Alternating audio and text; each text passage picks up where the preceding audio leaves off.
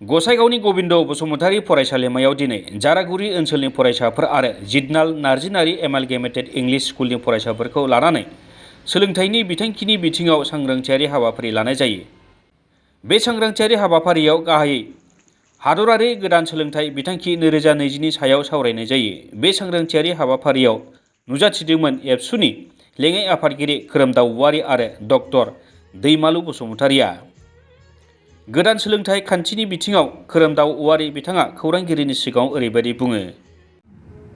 दिनै गोविंद बसुमतारी कलेजाव new education पलिसिखौ लानानै मोनसे एवेयारनेस प्रग्राम लानाय जादों आरो बेजों लोगोसे जोङो बेयाव माखासे जि जोंनि आथिखालाव बिटिआर गभर्नमेन्टजों लोगोसे जोंहा मोनसे खुंथाय हिसाबै बेवहाय मोनसे पलिसिखौ माबोरै इमप्लिमेन्ट खालामनाय जागोन, लोगोसेयै जोङो माबायदि प्रिपेयार जानांगौ, एवेयारनेस जानांगौ, बिनि सोमोन्दैहाय बावहायबो सावरायनाय जादों। आरो आथिखालाव बुंनो थाङोबा जोंनि जे बिटिआरनि जे एजुकेशन पलिसि ड्राफ्ट खालामनाय पलिसिजों बावहाय निउ एजुकेशन पलिसिखौ इमप्लिमेन्ट खालामनायाव मा खामानि मावदेरनांगौ दं, माखौ लानानै प्रिपेयार खालायनांगौ दङ, माखासे गोबां स्ट्राक्चारेल चेन्ज फैगोन, माखासे गोबां जोंनि जे इमप्लिमेन्टेसनाव स्टेट बा बिटिआरनि बाहाय इनभल्भमेन्ट थागोन।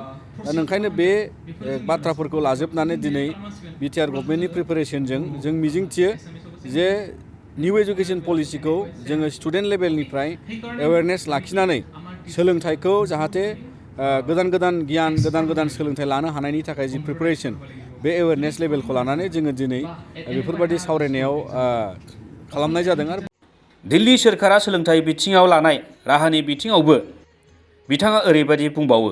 बेयाव जोंनि गुबै जे सरकारि स्कुलावहाय दिल्ली गभर्नमेन्टनि पलिसिखौ गासिबो जों एप्लाइ खालामनो हायाब्लाबो बावहाय माखासे जोंनि पलिसि प्रेक्टिसाव जोंनि फोरोंगिरिनिफ्राय लानानै जि डेभेलपमेन्ट आरो इनोभेशन जोंनाव फैनांगौ आरो लोगोसे जोंनाव जिफोर प्रब्लेम दं बेखौ जेंनाखौ माने बोस्रांनो थाखाय गभर्नमेन्टआ इनिशिएटिभ लानांगौ, पलिसि लानांगौ।